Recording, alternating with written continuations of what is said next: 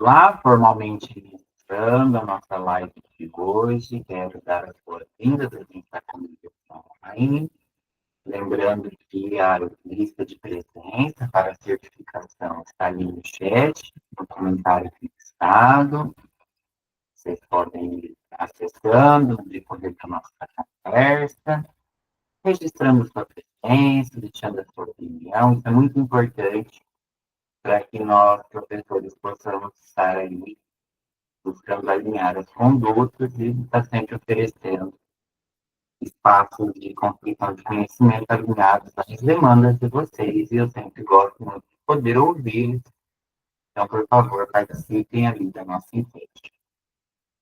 Outro recadinho importante é que esses grupos de estudo que nós buscamos trazer temáticas alinhadas às discussões contemporâneas, eles podem servir ali de subsídio teórico para você que ainda não tem ali muito claro um tema de discussão para o seu trabalho de conclusão de curso.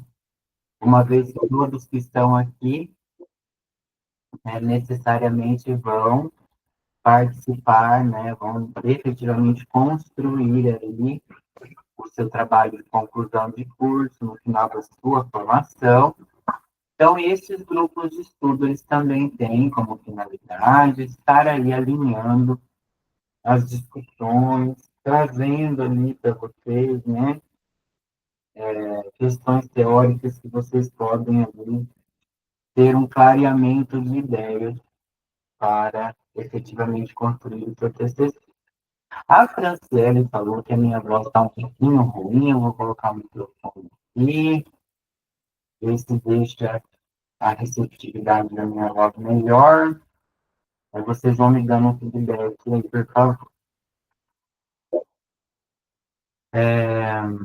Então, né, hoje o tema que nós vamos discutir é estritamente relacionado aos nexos do racismo na questão institucional, governamental, principalmente, e também algumas noções relacionadas a controle social e de que maneira, né, o racismo, enquanto uma expressão latente ainda na nossa sociabilidade brasileira e digo ainda mundial, infelizmente, é um fenômeno social aí que traz grandes nexos, traz grandes reflexos no nosso cotidiano, que acabam aí interferindo nas nossas atividades do nosso dia a dia, sem que nós possamos nos dar conta.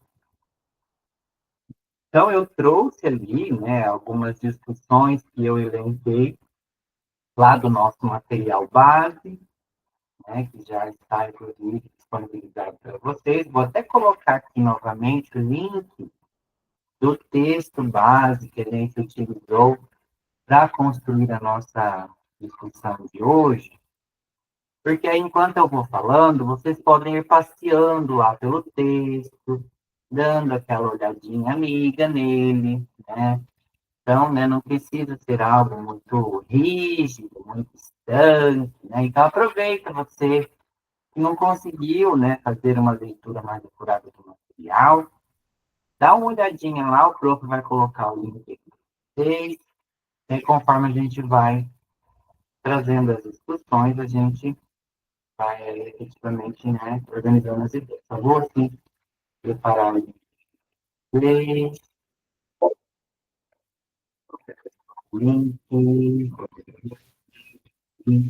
deixa eu ver se está entrando aqui. Então, eu vou colocar ali no chat o link de acesso à obra que nós usamos para construir a discussão de obra básica. Foi uma tese de doutorado, né?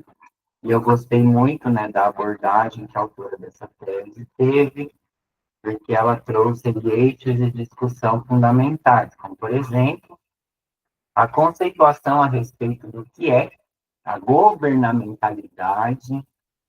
Este tema é algo que é transversal e, de certa maneira, ali, ele atravessa no nosso cotidiano e a gente precisa compreender o que é essa esfera da governamentalidade e também alguns conceitos teóricos chaves na nossa contemporaneidade de discussões das ciências políticas, das ciências sociais, que é o conceito de biopolítica, necropolítica, e de que maneira esses conceitos estão interligados com o racismo em sua face estrutural no nosso país. A gente pretende também hoje falar um pouquinho sobre o papel do Estado enquanto produtor de políticas que são voltadas à morte e que acabam colocando a população negra, principalmente a periférica, em um regime de exclusão e de marginalidade que levam aí à morte dessa população. E também, né, vamos apresentar alguns exemplos concretos de como essa necropolítica acontece no Brasil e juntos vamos, então, fazendo uma análise de tudo isso. O prof vai falando e vocês podem, né, levantar a mão, podem lançar aqui no chat algum questionamento, eu estou vendo aqui o chat, podem me interromper, tá? Isso aqui precisa, né, funcionar numa forma de diálogo. Tá? Então, alguma ideia, algum conceito, chamar a sua atenção, pode me interromper sem problema, me chama ali, abre o seu áudio, prof, tem uma dúvida, e a gente vai juntos ali construindo a nossa discussão. Quanto mais gente participando, mais legal fica, e juntos a gente vai aí construindo conhecimento conjunto.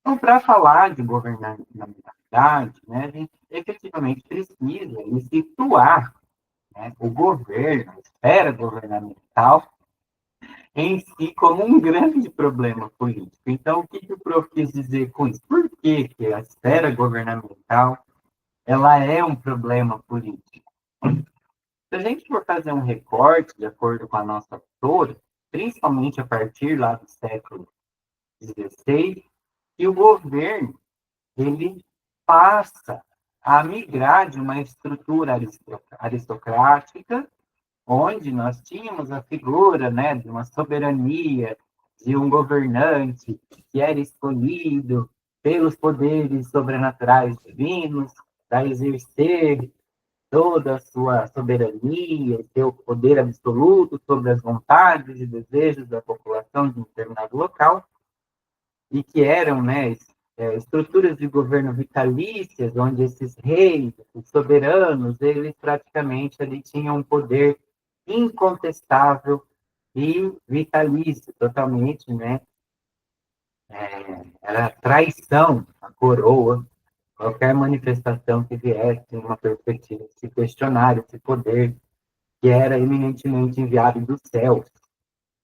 E aí, então, a partir principalmente do século XVI, que a gente começa a observar ali algumas iniciativas numa perspectiva de uma reordenação política da estrutura de governo, né? Quando eu me refiro ao governo, é a arte de governar, né?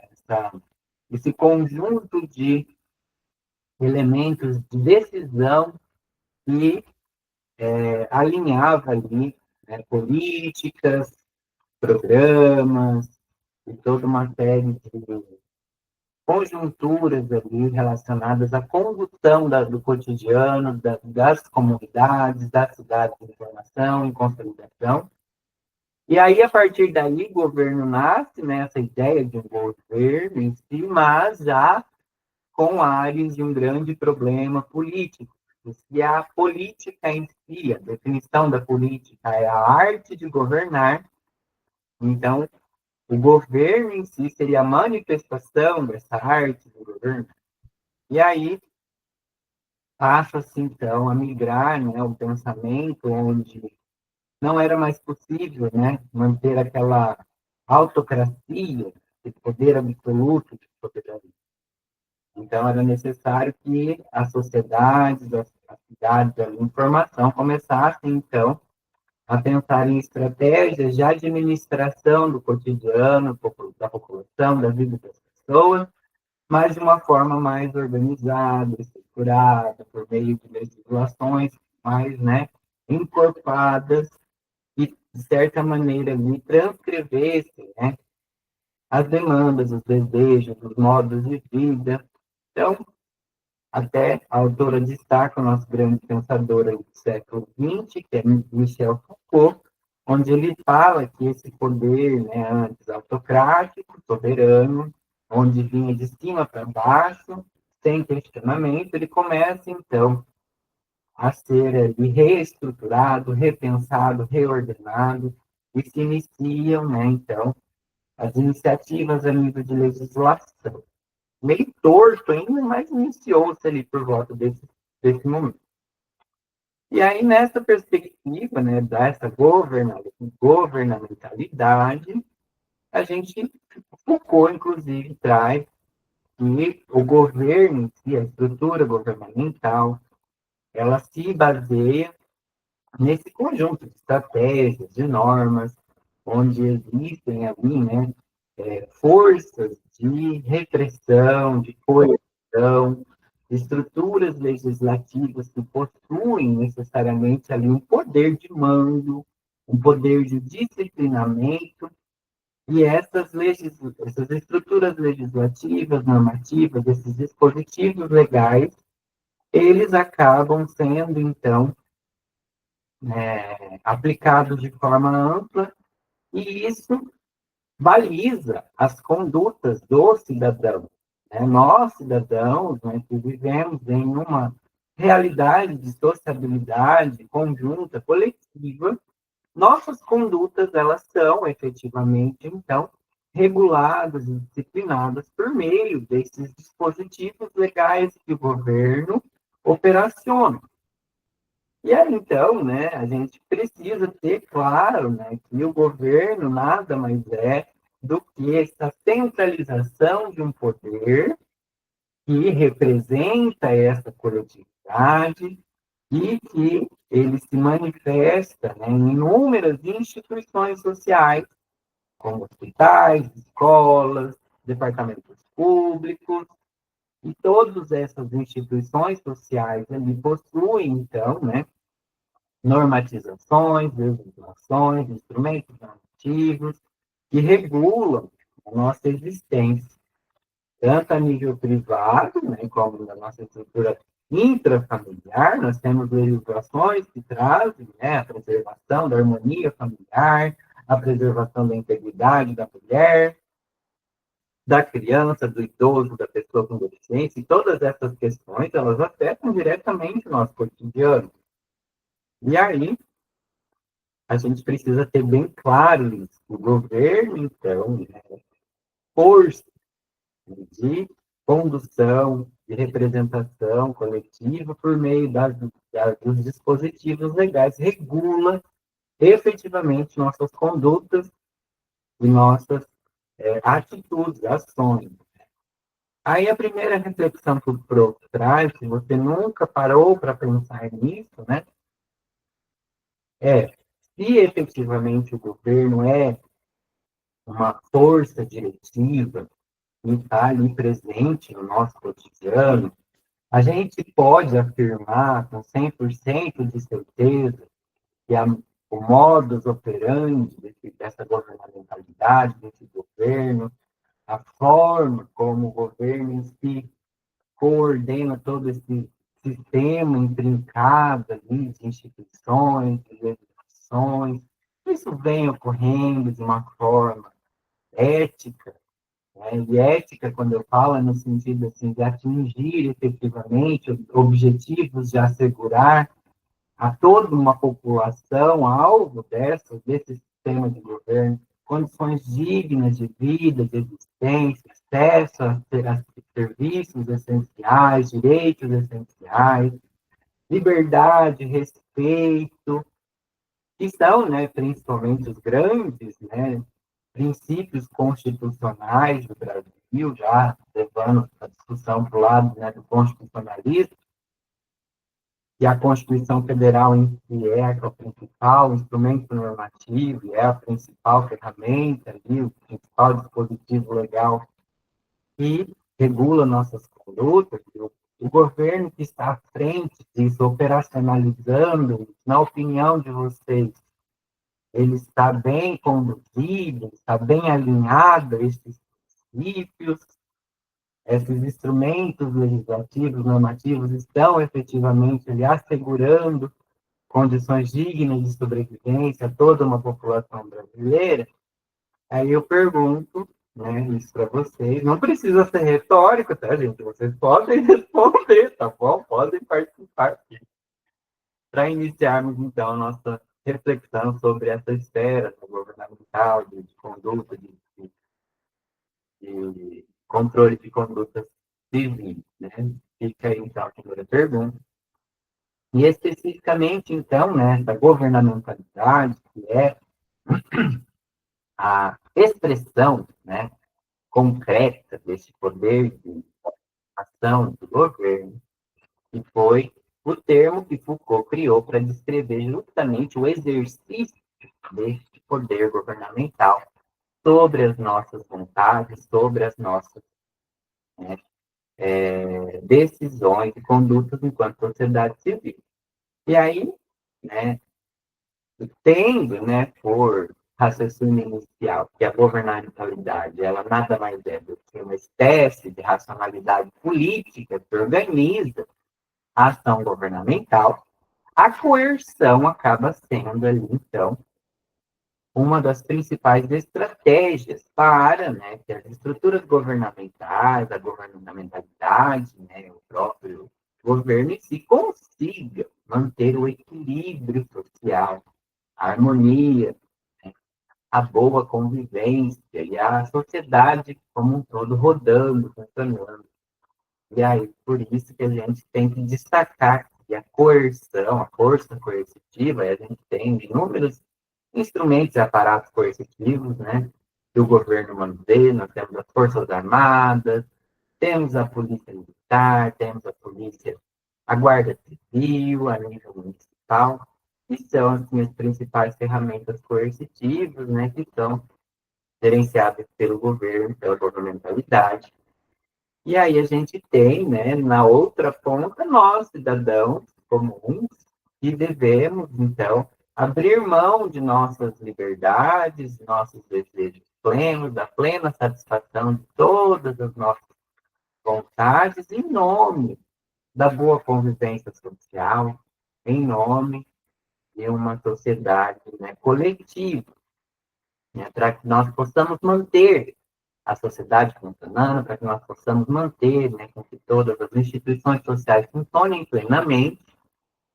Então, nós abrimos mão de uma liberdade total, de uma satisfação total de todos os nossos desejos, buscando corresponder às expectativas dessa força governamental, em respeito às legislações criadas, para que a gente possa, então, né, manter esse convívio assertivo em comunidade, em sociedade.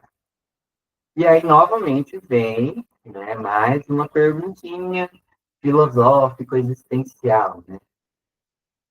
Essa via de mão dupla, onde nós, efetivamente, sujeitos governados, abrimos mão, né, de modo voluntário de nossos desejos plenos, de nossas vontades plenas, para que o governo possa, né, por meio de sua governamentalidade, ou palavrona, né, manter a plena convivência harmônica, o equilíbrio social, né, plenas condições de dignidade humana, existência em sociedade. Né? Essa via de mão dupla está funcionando assertivamente, meus caros estudantes, o que vocês me falam? Está, né? Tá valendo a pena, né, nós abrirmos mão de tantas coisas que poderiam nos satisfazer materialmente, né, que poderiam, né, trazer ali mais conforto à nossa vida em nome dessa governamentalidade, desse governo que visa o bem comum a todos, né?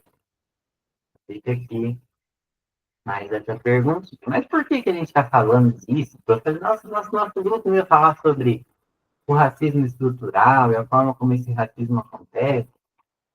nós vamos efetivamente ali destacar, né, o racismo enquanto fenômeno social que transcende, né, tudo isso, que permeia todos esses elementos. Mas para falar de sociedade, para falar de direitos sociais, para falar, né, de controles, de políticas públicas, sociais e tudo mais, e a maneira como o racismo se manifesta, então a gente precisa entender esses conceitos iniciais de governamentalidade, de governo, de gerência governamental. Por isso que a gente está fazendo esse passeio conceitual ali, de acordo com os ensinamentos de Foucault, sobre governo, governamentalidade, como eles expressam.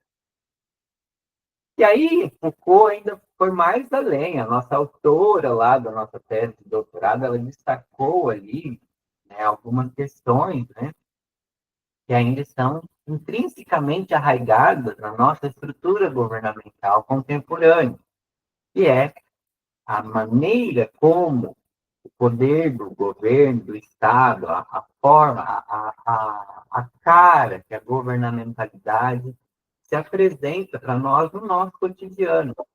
Então, o prof está falando de poder, está falando de poder de mando, poder de gerência, poder de regulação de condutas, né, de nós seres governamentáveis. Então, esse poder coercitivo, normativo, que regula nossas condutas, ele se manifesta por meio de um poder pastoral, por meio de um estado de polícia e por meio da arte de governar em si. Olha lá, novamente, a definição sobre o que é política, a arte de governar.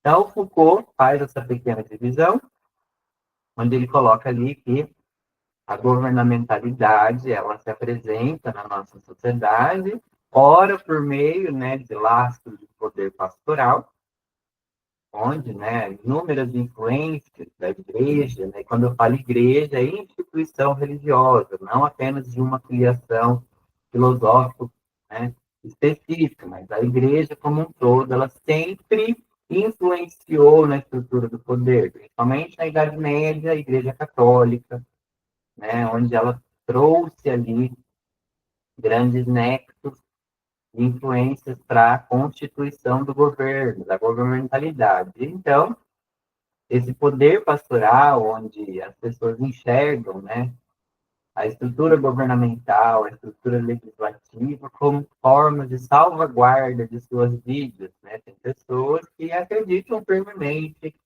que a esfera governamental, o governo, o Estado em si, ele cuida das nossas vidas, nós podemos buscar a nossa salvaguarda por meio de nossos direitos assegurados em legislações. Então, isso acaba sendo ali uma visão até pastoral, né? Isso é um reflexo ainda desse período de influência da igreja. E aí, aqui na nossa experiência brasileira, não há como deixar de considerar que uma das maiores heranças ideológicas que o Brasil possui foi sua experiência colonial. Nós somos um país que se iniciou por meio de um sistema de exploração colonial. Nós éramos colônia de exploração de uma outra nação, e aí esse poder de senhor de escravos, esse poder de dominação de corpos desse período colonial, ele ainda, né, se mantém presente. E aí a gente observa, né, isso manifestado na docilidade e na passividade da população brasileira. Né? Acontecem inúmeros escândalos a nível de esfera governamental, inúmeras situações ali de um escancaramento de abuso de direitos, né, contra a população brasileira. Nós temos ali os últimos, né, escândalos, né, relacionados à esfera previdenciária, onde milhares de idosos ali, pessoas, né, de uma das categorias mais sensíveis e mais frágeis, que é a terceira idade, sendo lesadas pela esfera governamental. E por que que a gente ainda é tão dócil? Por que que o brasileiro é tão pacífico? Por que que o brasileiro é tão passivo e não se movimenta? Daí, gente, ó, isso ainda é reflexo de uma ideologia colonialista, né? Uma ideologia escravocrata. Nós tínhamos um poder senhores escravos que dominavam, né, os desejos sobre os corpos de seus escravizados. E aí, né, além disso, né, o Brasil evolui em sua escala temporal e sai da lógica colonialista, entrando para uma nova lógica a partir de 1880, com uma técnica diplomático-militar, né, nossa primeira República Nacional, coordenada por poderes militares, né? Tanto é que nosso primeiro grande presidente da República, Marechal Deodoro da Fonseca, era um militar, depois Floriano Peixoto, também militar. Então, essa república iniciada ali, ela ainda possuía laços, né, e nexos lógicos extremamente militarizados, um poder ali centralizado nessa figura militar.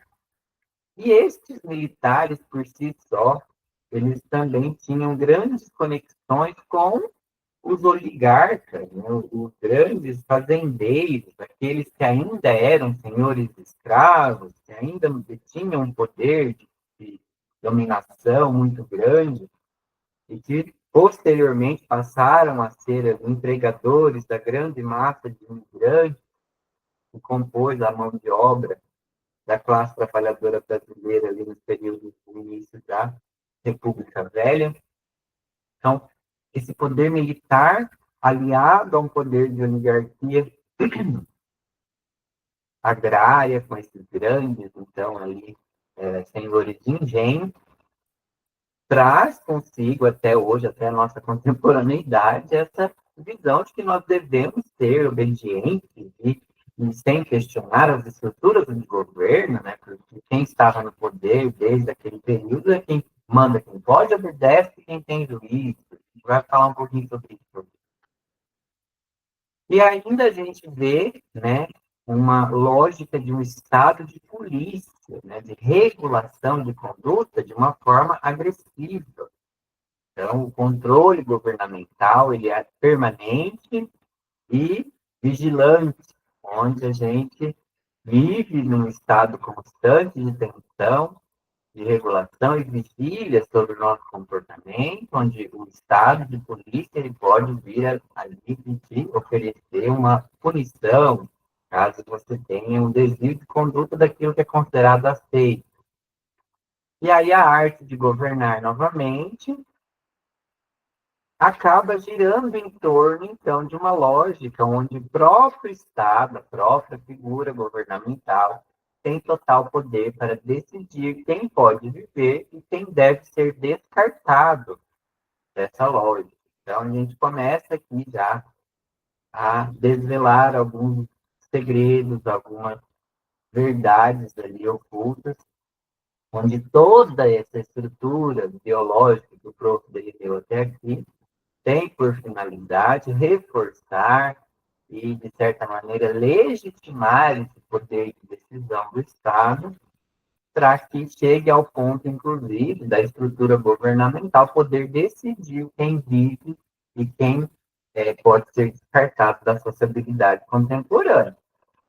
Então, né, quando a gente se depara com muitas discussões, né, relacionadas o Brasil é um país pacífico, o Brasil não tem nem pena de morte, o Brasil, né, o sistema judiciário brasileiro é brando.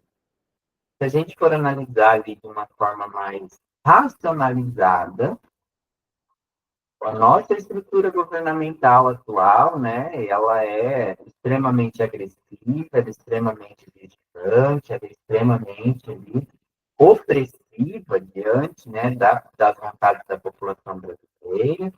Inúmeras estruturas de organização política, elas acabam levando segmentos populacionais ao extermínio, de uma forma velada, de uma forma ali, né, não escancarada.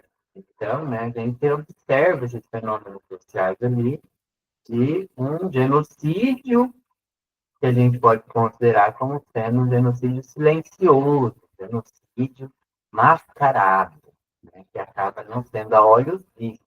Então, a gente precisa começar a entender melhor sobre esses elementos e efetivamente ir limpando as nossas mentes, limpando as nossas lentes, aliás, né, para poder fazer uma análise mais apurada da realidade.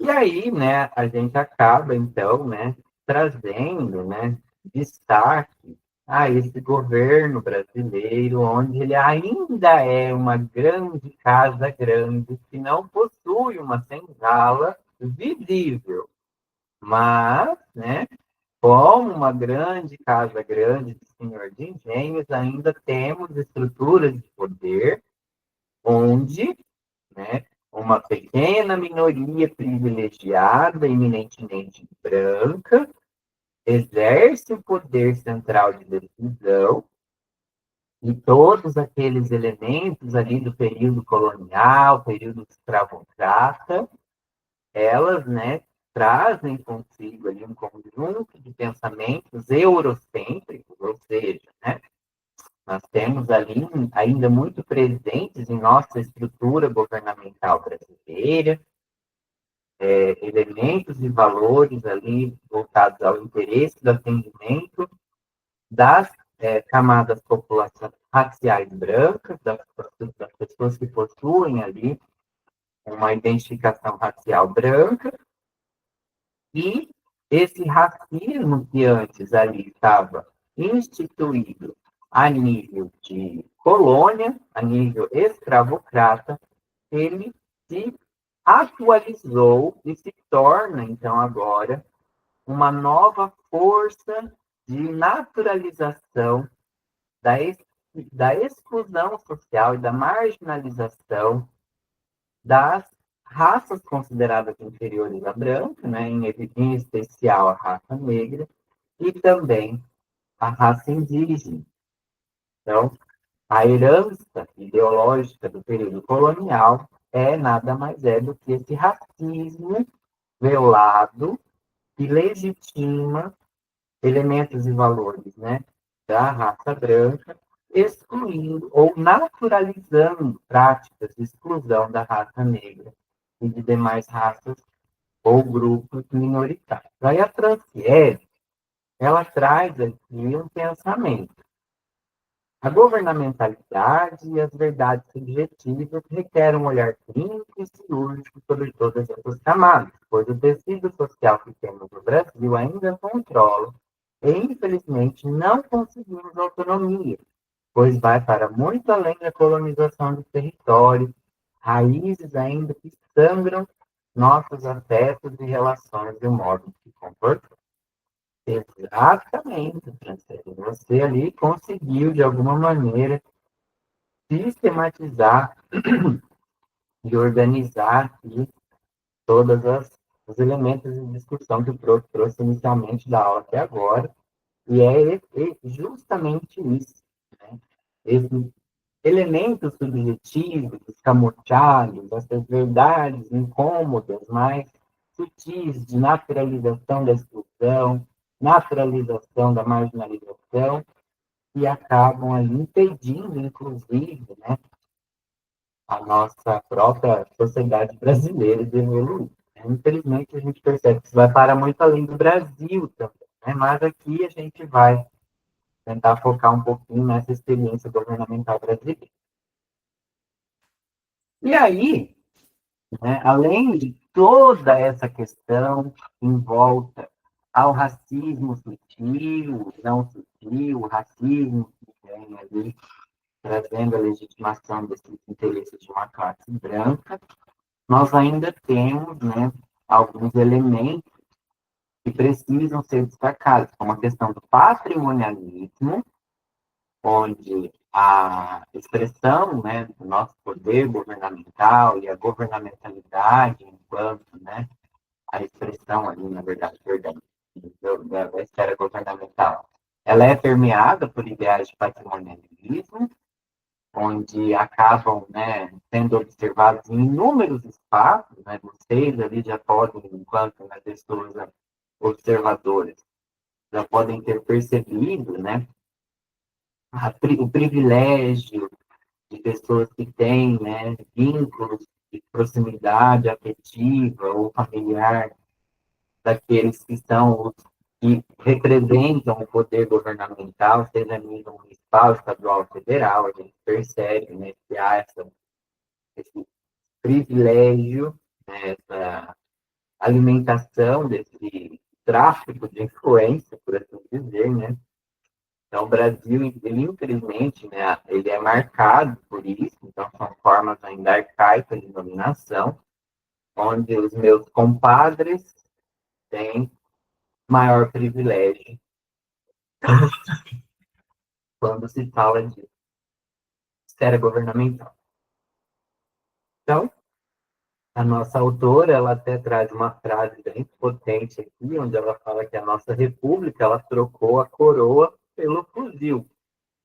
Então, antigos senhores escravos se tornaram coronéis e hoje são as elites políticas. Então, esse patrimonialismo, ele reforça essa figura de um Estado que está na mão sobre o controle de poucos, e esses poucos que dominam essa esfera governamental brasileira visam, né, a manutenção de privilégios eminentemente raciais e econômicos, e ali ela traz, então, uma primeira denominação de necro-reserva, ou seja, né, o poder acumulado, né, a potência, né, de riqueza acumulada por esse governo, ele acaba sendo reservado a uma ordem ainda escravocrata, né, a uma ideologia ainda, né, escravocrata nessa perspectiva de dominação de corpos por meio de estruturas coercitivas, políticas que não atendem a interesses ali de uma população realmente necessitada, ou, enfim, inúmeros exemplos que a gente tem no nosso cotidiano, de ações governamentais que estão desalinhadas com os reais interesses da população, as reais necessidades da população. E aí vem aquela frase, né, de manda quem pode, obedece quem tem juízo. Aqui no Brasil acaba sendo mais do que um ditado. A autora, inclusive, traz a reflexão de que isso acaba se tornando uma regra de estruturação de uma dominação racial brasileira. Então, o governo, estando na mão de uma minoria branca, ainda se pauta por meio de uma lógica escravocrata no sentido de que ele efetivamente ele busca o domínio de vontades e de corpos, e ainda, né, parte desse princípio dessa necro-reserva, onde a gente vê ali a riqueza socialmente produzida do nosso país sendo destinada apenas para a satisfação dos interesses dessa minoria que executa o poder. E aí, apesar dessa governamentalidade ela se expressar de forma múltipla, e, como tudo isso que o Prof falou até agora, a gente destaca ali inúmeras, né, expressões múltiplas dessa governamentalidade, elas convergem, né, essas expressões desse poder governamental, eles convergem no mesmo núcleo. Então, por mais que a gente verifique inúmeras ideologias que acabam entrando e saindo dessa estrutura governamental, ora tendendo para uma classe, ora tendendo para outra, ou a essência em si dessa manutenção dessa governamentalidade escravocrata, essa governamentalidade pautada numa necro-reserva, ela se mantém. Então, esse núcleo ideológico e sustentação desses ideais, ele se mantém independentemente da ideologia política que entra ou sai do governo central. E aí, com essa afirmação, né, nós podemos, então, né, ter um raciocínio lógico de que, independentemente da questão da direita ou da esquerda, né, que esteja no poder, né, que sabe que atualmente, né, nosso país está ali com uma cisão muito grande, né, uma cisão ideológica muito grande de elementos, né, entre direita e esquerda, e tem embates inflamados sendo aí amplamente divulgado em todos os meios de divulgação de redes sociais, outros meios de comunicação, apesar de haver essa dicotomia entre ideologia entre direita e esquerda, independentemente de quem esteja lá no poder, esse núcleo comum ali de uma lógica de reforço a inúmeras, né, heranças ideológicas ainda dessa República Velha, desse Brasil colônia, dessa legitimação do poder da minoria branca, e que acaba aí, trazendo a exclusão de corpos negros marginalizados, ela se mantém. Então, essa República Brasileira, ela permanece a serviço de uma elite branca, cristã, masculina e capitalista, independentemente da ideologia que esteja ali à frente desse poder central, seja direita, seja esquerda, esse governo ainda busca atender aos interesses deste segmento populacional específico aí, a elite branca, cristã, masculina e capitalista, e a gente observa, então, as famosas bancadas, né, que a gente pode destacar ali como sendo alguns núcleos também ideológicos, a bancada do boi, da bala, da Bíblia, que expressam esse poder oligárquico ainda armado e conservador, e, de certa maneira, ali, traduz, né, de forma concreta toda aquela discussão que o prof trouxe lá no início da aula a respeito dessa herança ideológica ainda do Brasil colônia, de um Brasil senhor de escravos, de um Brasil ainda, né, pautado numa lógica escravocrata. Então, o governo no Brasil sempre será pautado na questão da gestão de corpos racializados, controle de população negra e preservação dos privilégios brancos. Então, essa lógica aqui, infelizmente, ela ainda é muito presente na nossa estrutura governamental brasileira.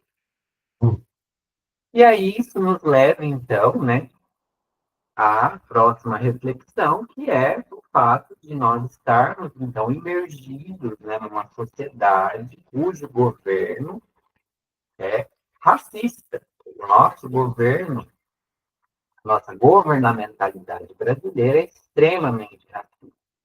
E até a autora destaca ali o pensamento, né, de Foucault, onde ele traduz que o poder contemporâneo, o poder governamental contemporâneo, ele deixa de ser ali o fazer morrer e deixar viver para fazer viver e deixar morrer. Então, a gente migra de uma ideologia lá anterior, daquela época da dominação, né, soberana, aristocrática, onde o poder coercitivo do Estado, ele, para defender os interesses da coroa, ele era capaz até de matar aqueles considerados como traidores.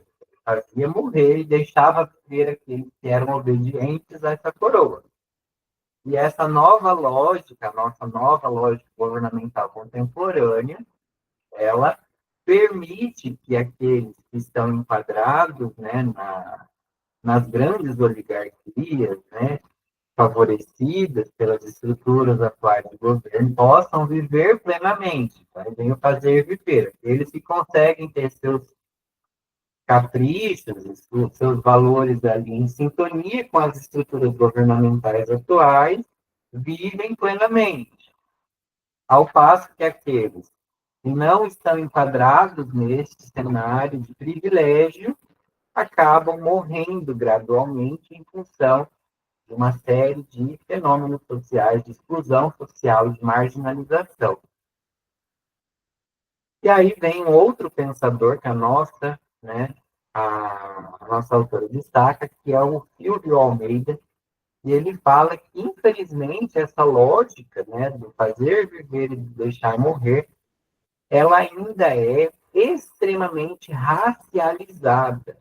Então, não temos como deixar de considerar que, além de haver a manutenção de privilégios de uma elite branca que domina, que ainda tem esses nexos ideológicos, históricos ali de um Brasil colonial e tudo mais, essa população considerada como inadequada, desajustada, e que não se enquadra nesse patamar, né, de defesa dos interesses governamentais, ela, em sua maioria, acaba tendo cor, e essa cor é a cor preta. Então, a população está no outro lado da moeda, que está para além dessa estrutura, ela é uma população preta e que acaba, então, sendo considerado como descartável.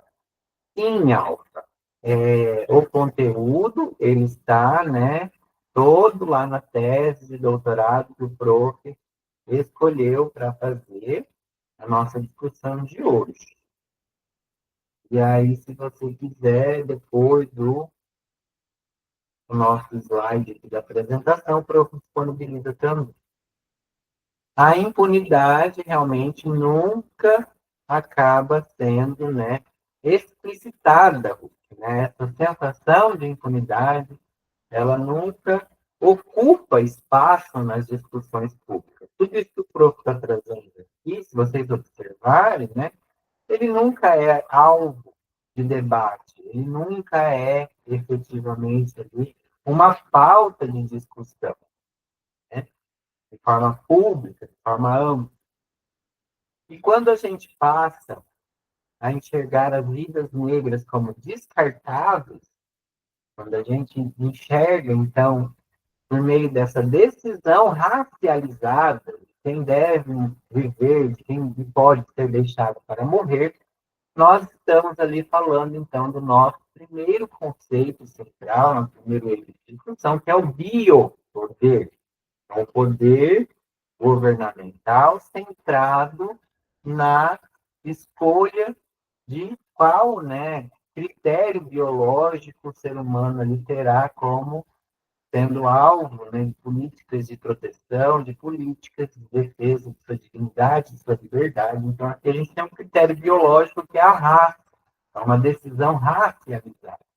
A partir do momento que um governo se pauta numa decisão racializada para definir quem terá plenos direitos de cidadania e quem poderá ser deixado à mercê para a própria morte, nós estamos falando de um biopoder. Então, a biopolítica, né, que esse biopoder desenvolve, ela é, então, um sistema, né, de controle, seja da natalidade, da saúde, da longevidade. Então, ela promove, né, o biopoder promove biopolíticas que ela acaba, então, ali tendo como reflexo, né, o controle de uma natalidade, de uma longevidade, né, de uma sociabilidade de grupos populacionais específicos. E nesse caso, em especial, né, o Brasil, ele desenvolve uma seleção ali, né, de quais os perfis biológicos que possuem maior privilégio, possuem maior acesso a bens, serviços de saúde, serviços de educação, serviços de moradia. Então, a população branca brasileira, ela tem ali uma possibilidade de um acesso amplo e maior a esses instrumentos de políticas que trazem, né, condições mínimas de dignidade, ao passo que a população negra vivencia um estado de negligência e ausência de intervenção estatal e políticas públicas que não necessariamente ali trazem, né, condições dignas e condições mínimas de existência para essa segmentação populacional negra. E aí, é por isso a gente traz, então, esse conceito de biopoder racista e de biopolítica. Então, políticas que atendem eminentemente a um critério biológico racial. E nesse critério biológico racial, o privilegiado sempre é o branco e o negro fica em segundo plano e deixado à mercê.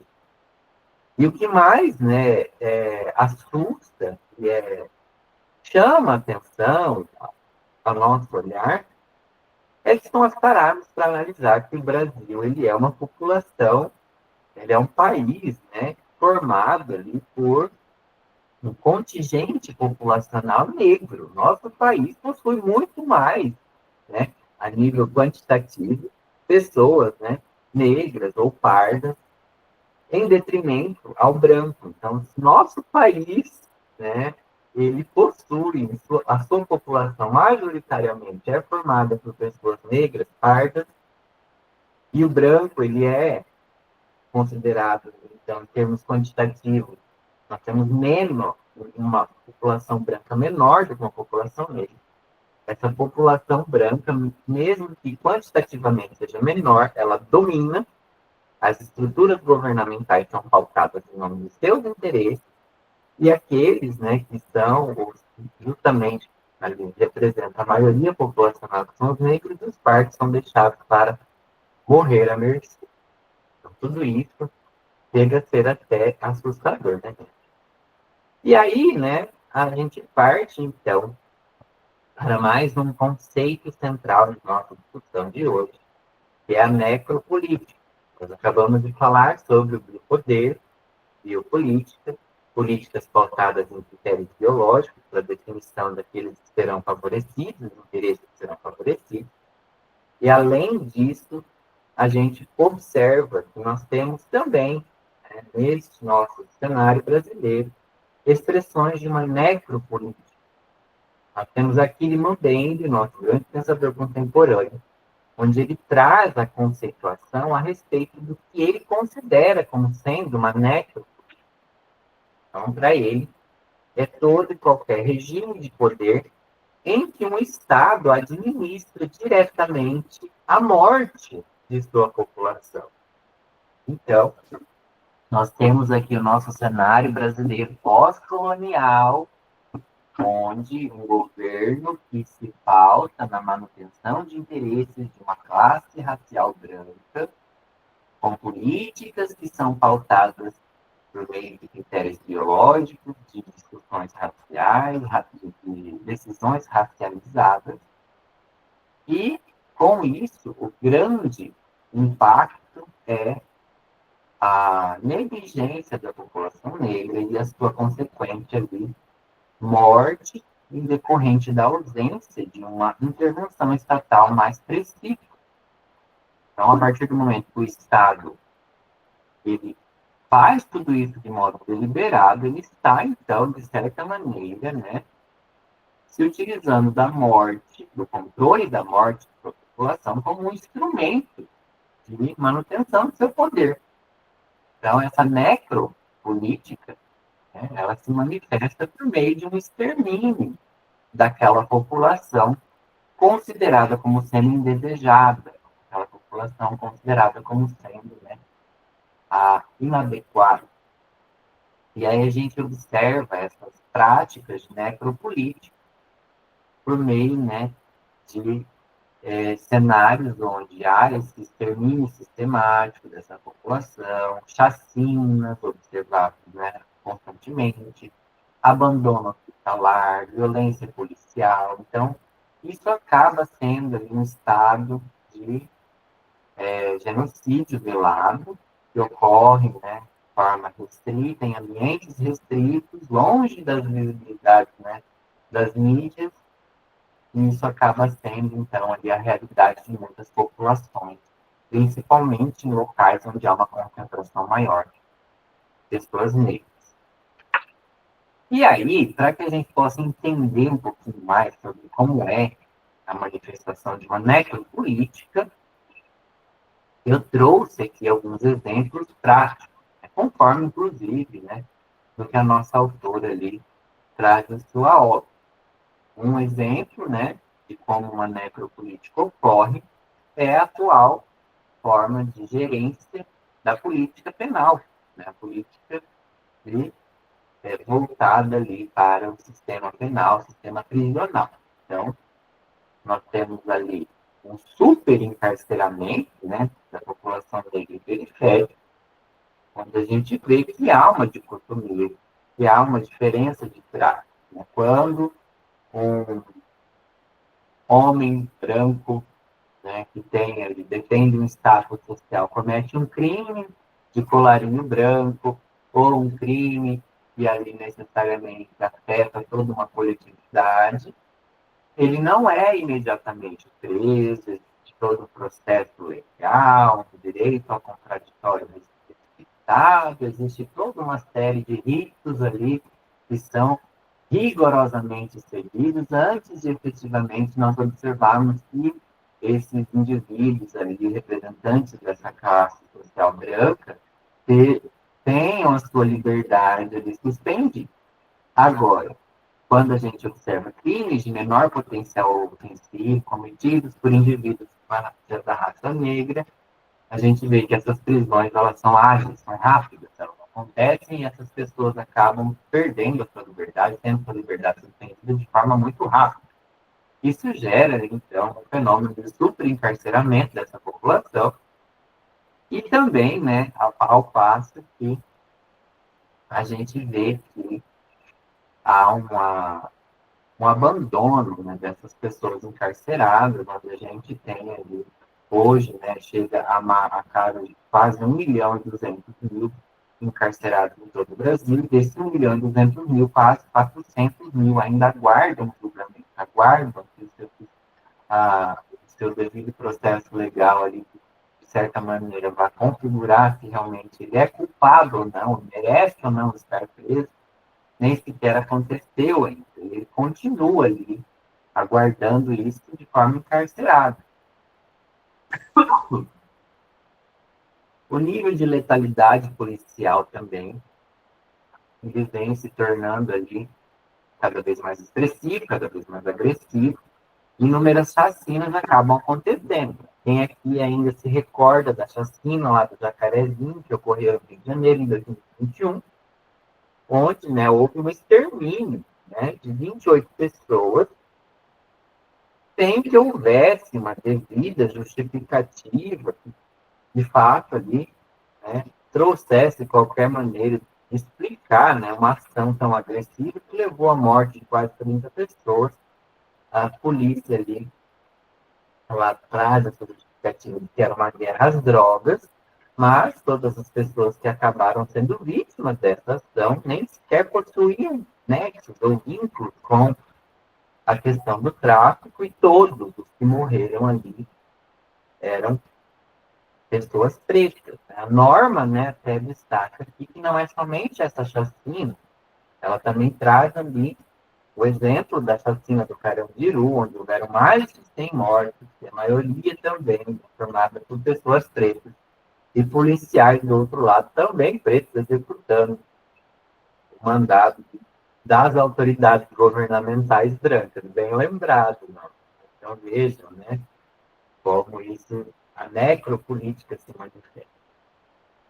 Nós temos também, né, a militarização gradual das favelas. A favela, então, ela é enxergada como um espaço de sociabilidade que precisa ter ali uma estrutura militar, uma estrutura, né, opressiva, repressiva, de uma força de polícia para que seja considerado como sendo, né, um ambiente minimamente controlado. A gente não observa essa necessidade de militarização em outros bairros que não são favelas.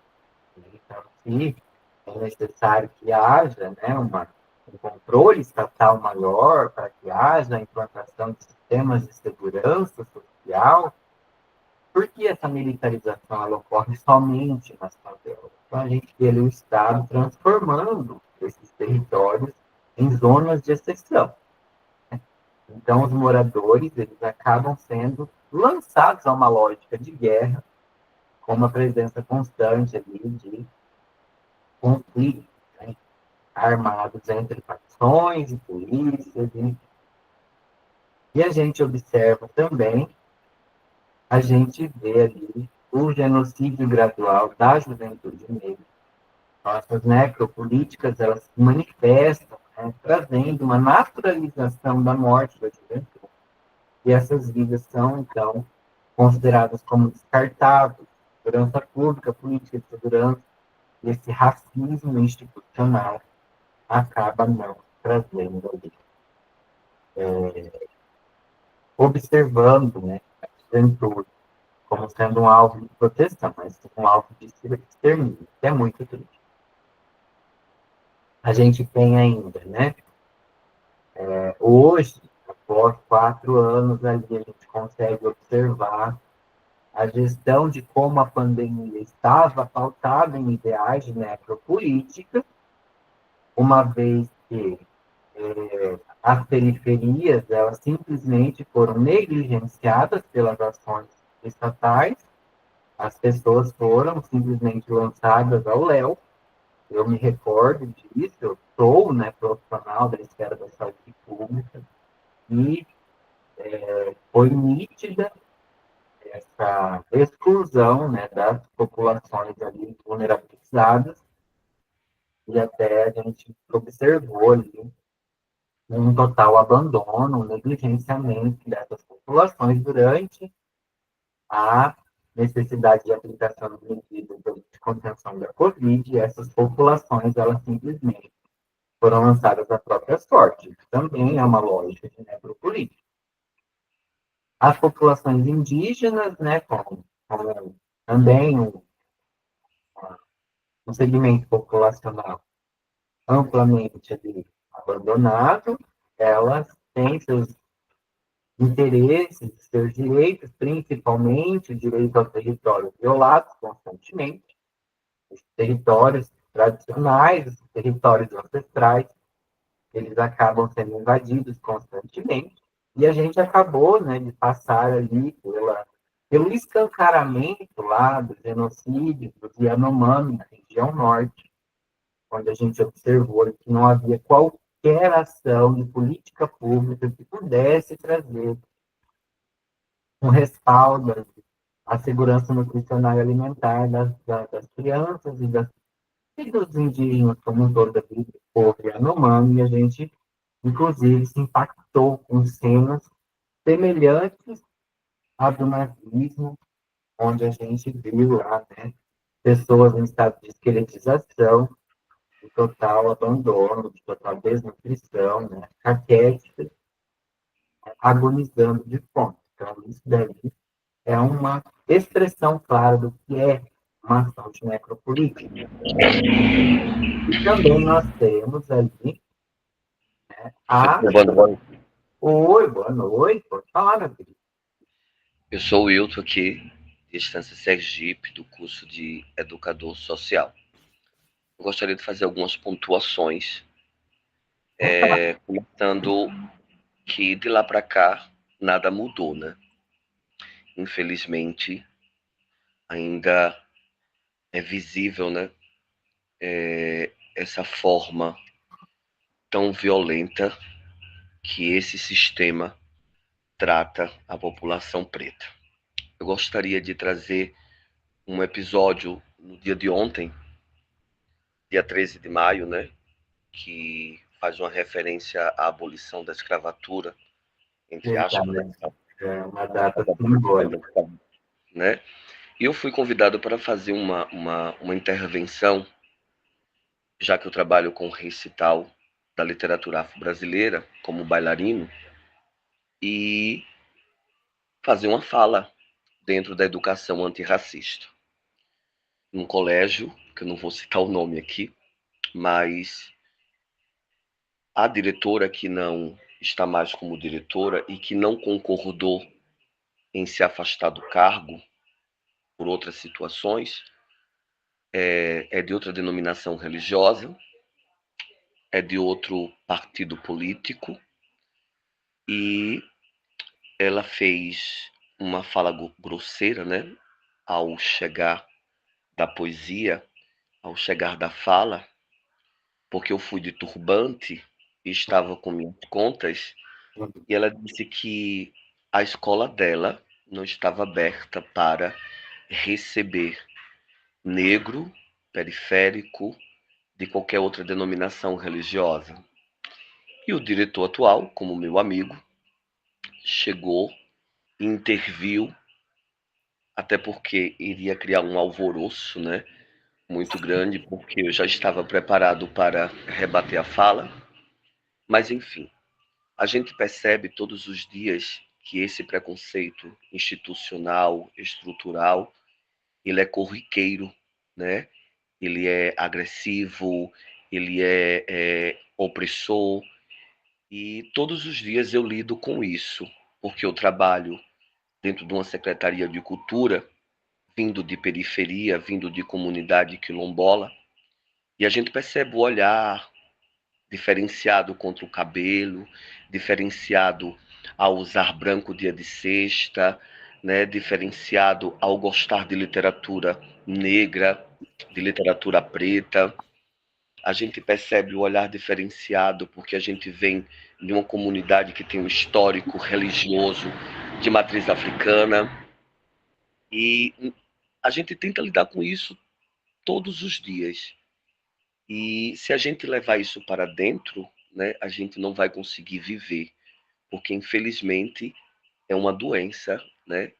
Eu chamo de doença esse tipo de movimento que já tinha que deixar de existir há muito tempo.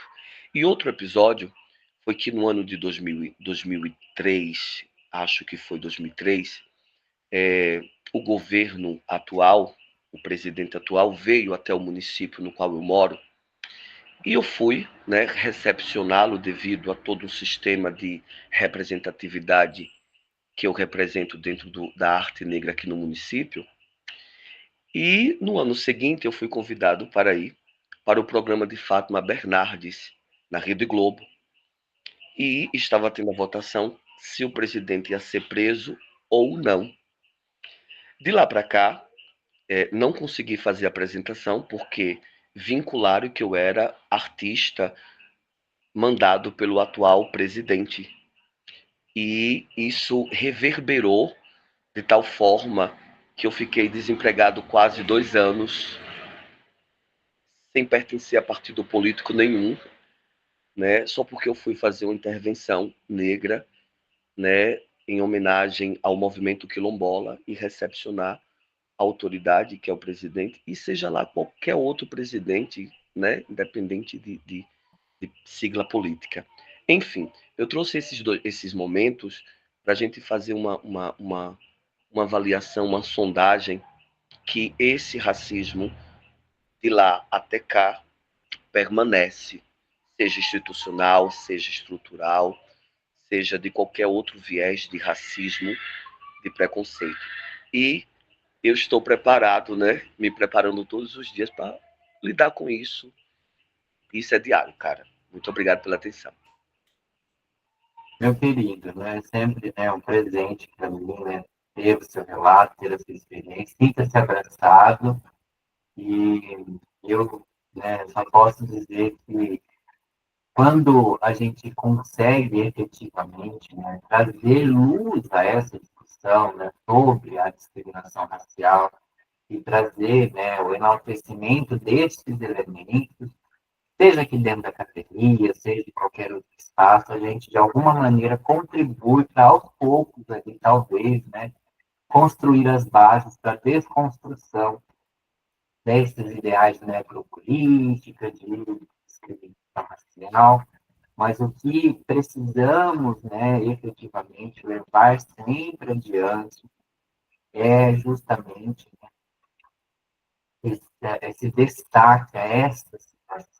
Né, que eu quero, né, que vocês que estão aqui comigo até agora, firmes e fortes, é que vocês, né, podem ter entrado na academia sem ter clareza sobre isso, mas, né, a partir de agora, né, e até o final da formação de vocês, é necessário que cada um aqui desenvolva esse compromisso ético de levar o esclarecimento dessa informação. Nosso colega Wilton ressaltou de forma muito categórica, de forma com muita, né, propriedade, que ele, inclusive, sofreu ali, né, repressões, ele sofreu ali, perseguições, quando ele tentou trazer, né, o destaque a esses elementos que o prof está trazendo aqui para vocês. Então, né, independentemente da filiação partidária, independentemente da ideologia político-partidária que uma pessoa possui, isso que o prof está trazendo aqui são fatos científicos, comprováveis, que estão para muito além de qualquer ideologia política.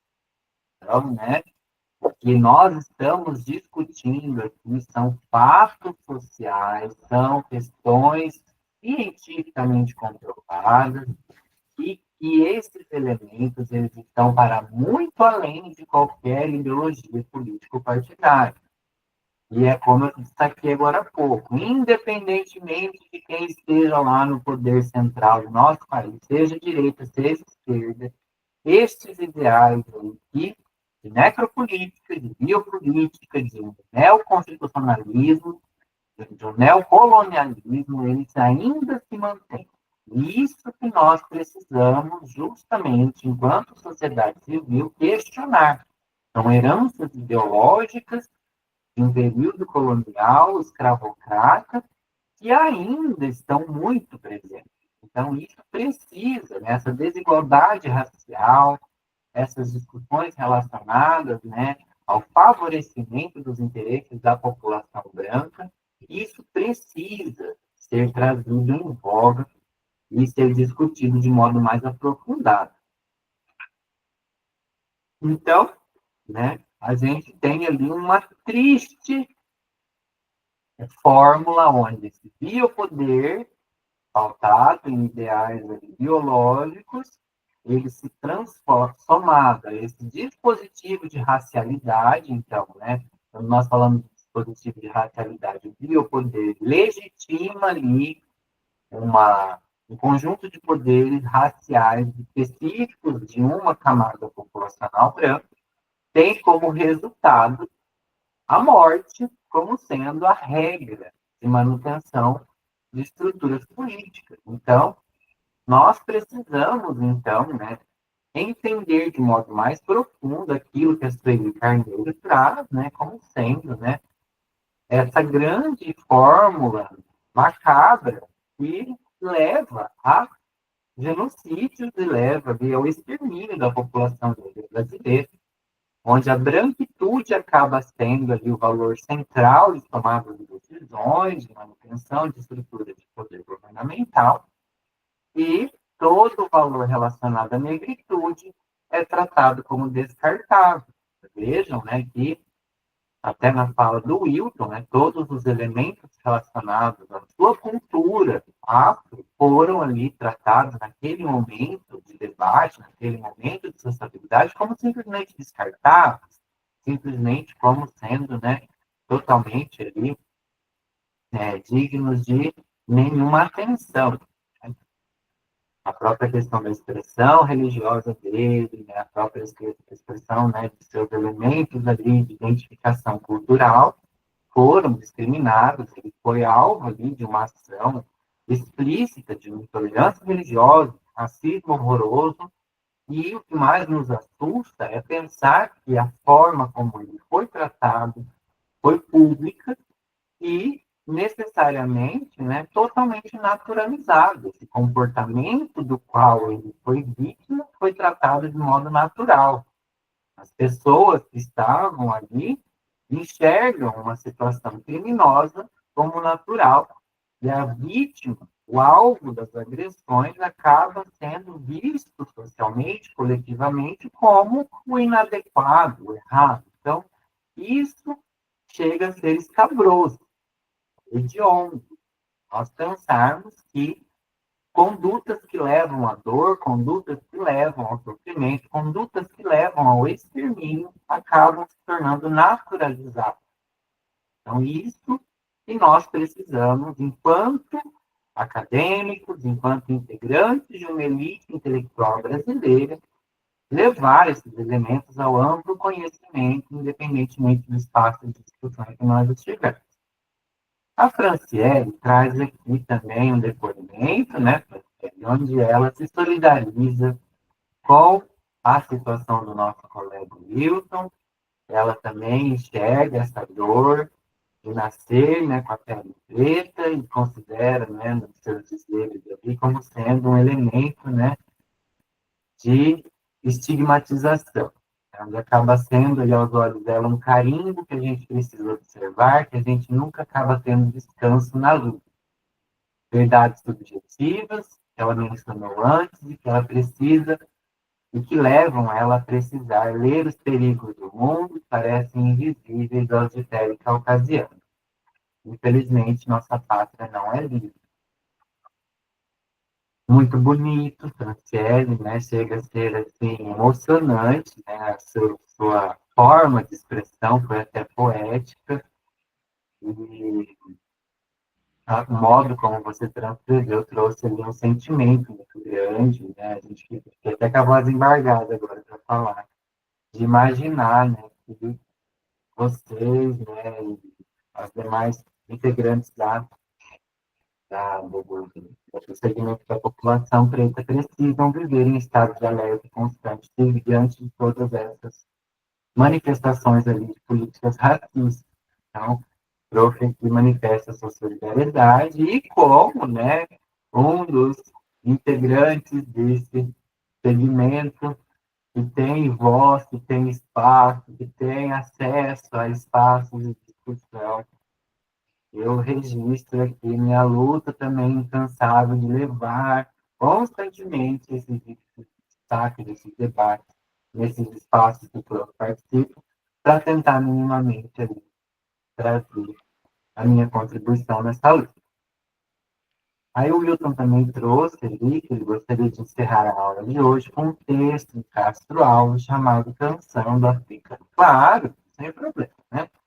Estamos aqui para construirmos um momento comum. Meu prof já está se encaminhando, né, para os slides finais, e aí a gente já vai encerrando, e aí eu convido você no final da aula para trazer esse texto para nós e nos brindar com esse seu potencial artístico. Vou ficar lisonjeado com a sua participação. E aí, então, né, a gente conclui o pensamento, né, da nossa autora Felipe Carneiro, onde coloca que a necropolítica nada mais é do que o ápice ideológico dessa governamentalidade racial que enxerga os corpos negros como um problema a ser eliminado. Essa é a lógica da necropolítica. Então, o nosso Estado brasileiro acaba sendo, ali, então, um grande produtor de políticas pautadas nessa lógica de necropolítica, de biopolítica, uma estrutura de violência estatal, onde desde o estado de escravidão, estado escravocrata, esse Estado brasileiro utiliza desses artifícios de biopoder para controlar, matar e excluir a população negra. E a gente vê, então, os fenômenos da expressão da questão social, como fome, miséria e colapso da saúde pública, se solidificando e se consolidando por meio, então, de ações omissivas do Estado.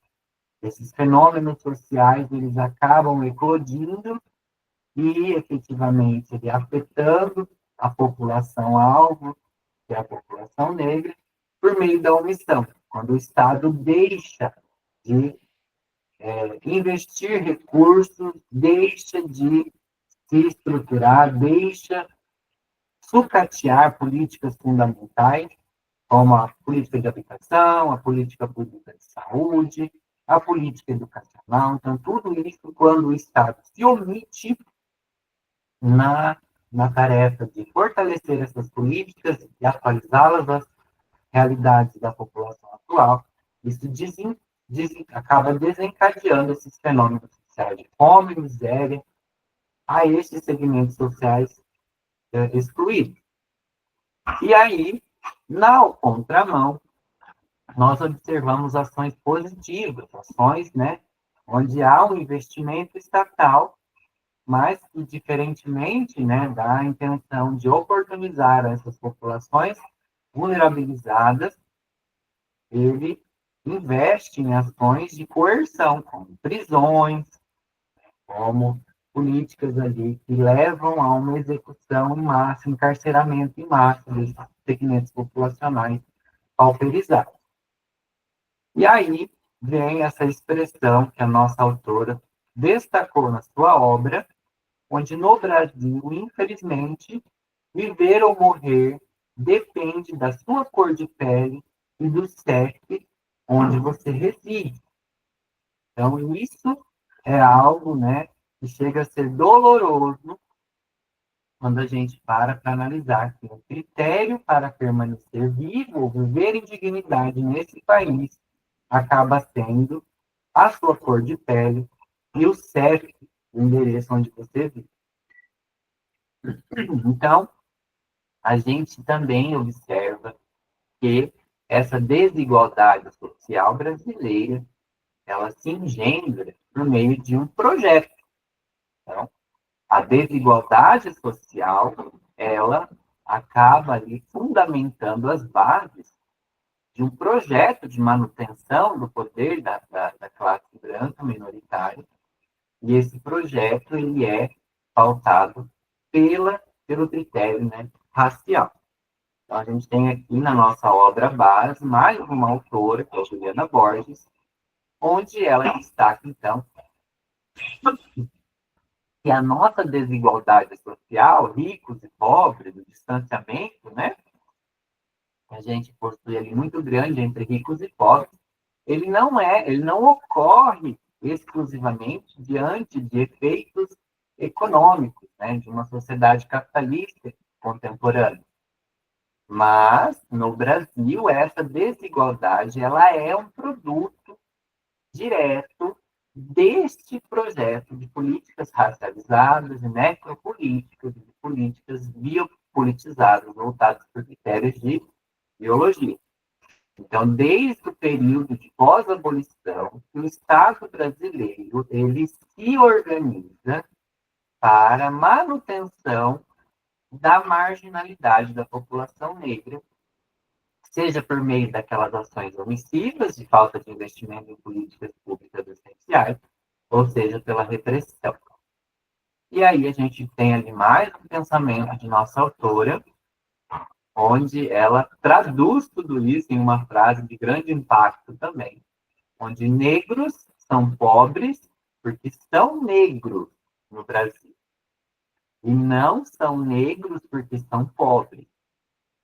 Então, a gente, né, percebe nesse aforismo da nossa autora que ela traduz ali a expressão máxima desse projeto de exclusão social.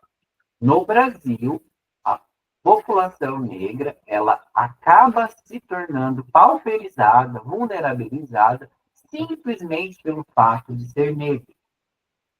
Então, diferentemente do que muita gente pensa, a pobreza não é uma característica da população negra. Não é porque a população negra está, em sua maioria, concentrada nas favelas ou em espaços marginalizados que a gente deve associar a esse segmento populacional uma tendência à pobreza. Pelo contrário, nós precisamos compreender de modo mais aprofundado que no Brasil, em específico, a pobreza se manifesta para a população negra simplesmente pelo fato de serem pretos, de serem pertencentes à classe preta. E aí, a gente vai encerrando, então, a nossa discussão, trazendo, então, a amarração final do neoliberalismo e do racismo. Então, de que forma, né, a gente, então, faz essa conexão entre o racismo e o próprio neoliberalismo em si. Aí nós temos ali o nosso último pensador da noite, que é Denis Oliveira, que é um dos caras que a nossa autora ali da nossa tese de doutorado destacou, onde ele fala que essa lógica neoliberal, ao reconfigurar o Estado, ela desmantela direitos sociais, fortalece o aparato penal e, especificamente nas periferias, todo esse reflexo da organização neoliberal se manifesta por meio da repressão, da criminalização e do abandono. Então, né, vejam, né, como as coisas são casadinhas. Né? A partir do momento que o capitalismo se reorganizou, e principalmente no final da década de 90 aqui no Brasil ganhou força, o projeto neoliberal brasileiro, ele também absorveu esses elementos. dessa necropolítica, dessa biopolítica e dessa decisão racializada pela manutenção dos interesses de uma classe branca. E a partir daí, então, né, o pobre preto acaba, né, sendo entregue à sorte do fuzil do Estado, ao passo que o branco, capitalista, dominador do sistema da governabilidade brasileira, ele tem ali mantido seus privilégios de riqueza e de interesses próprios das bancadas da bala, das bancadas da Bíblia, das bancadas ali que constituem essa governabilidade brasileira. Então, essas políticas, né, pautadas na necropolítica, na biopolítica, elas são meramente compensatórias, gerenciando a pobreza socialmente, né, construída, sem enfrentar as bases que levam à constituição e à consolidação da pobreza. Então, essa contra-reforma neoliberal, aos olhos da nossa autora, significou para a população negra a negação do direito à vida digna, em liberdade e com respeito, que a nossa Constituição Federal preconiza.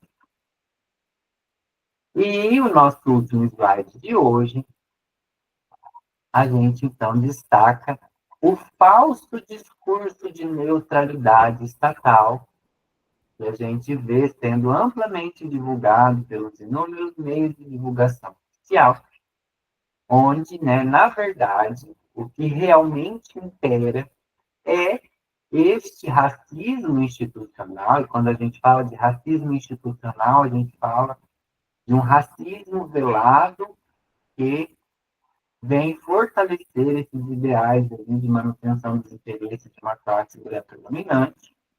Então, essa suposta neutralidade estatal, o Estado laico, né, ele, na verdade, ele esconde essa dimensão racial da necropolítica, essa dimensão racial da biopolítica, onde a gente tem ali, por exemplo, né, a lei de drogas, a lei de combate às drogas, onde essa lei ela traz um perfilamento daquela população que precisa ser alvo das ações antidrogas. Então, o que essa lei fala? Né?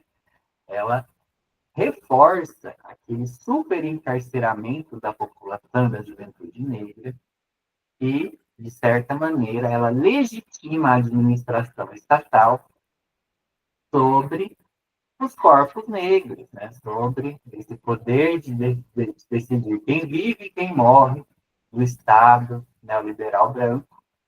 E esse combate à desigualdade, então, ele somente se tornará efetivo a partir do momento em que nós reconhecemos que o Estado não é vítima do racismo, ele é o principal operador do racismo.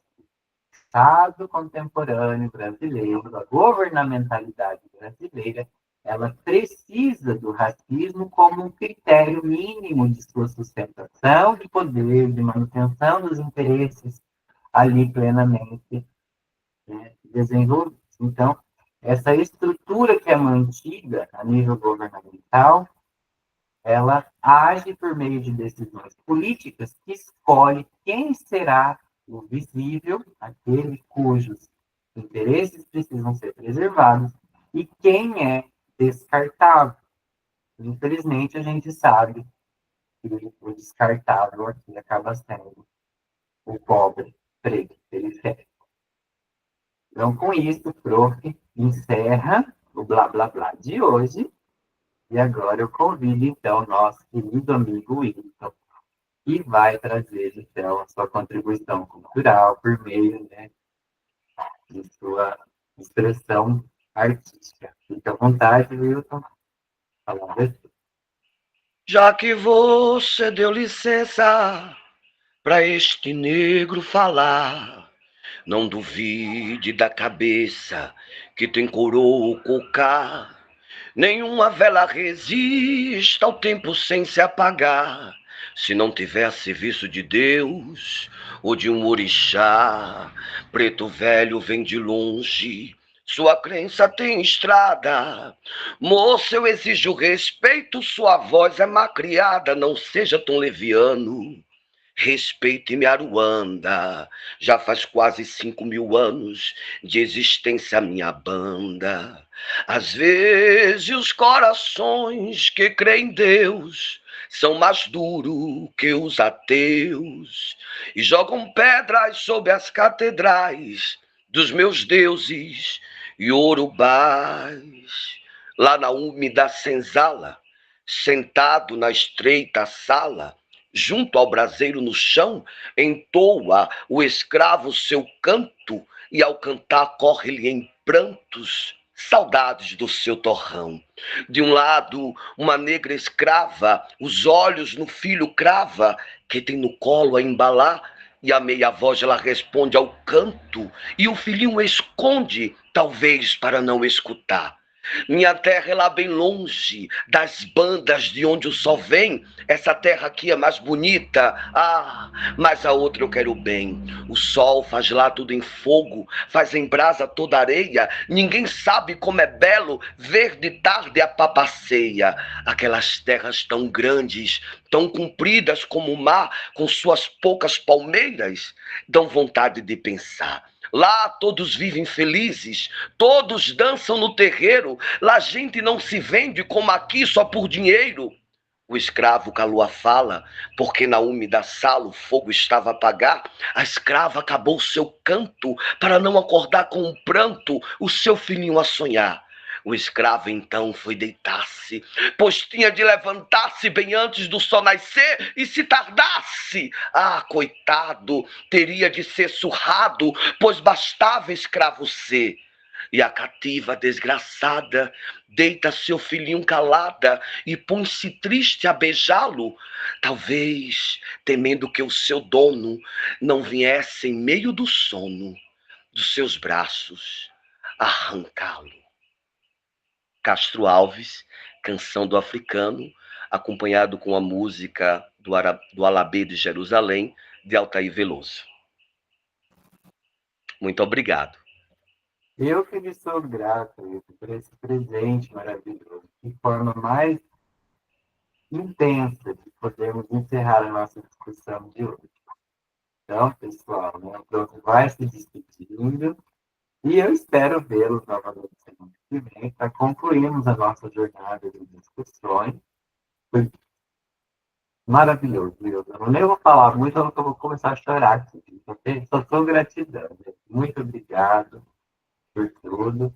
E a gente se vê então semana que vem. Ainda bem que eu gravei, porque agora eu vou mostrar para toda a professorada o quanto o nosso grupo de estudo é plural, é maravilhoso, e com essa imensa contribuição sua, com certeza isso levou muita gente a refletir muita coisa hoje, viu? Então, parabéns pelo seu potencial, pela sua luta e na sua comunidade, e que todos os orixás continuem trazendo força, e que minha mãe Ansan, principalmente, continue me abençoando grandemente. Motumbá. Aueto, Mutumbaxé, Aueto, Eparreis. Aqui.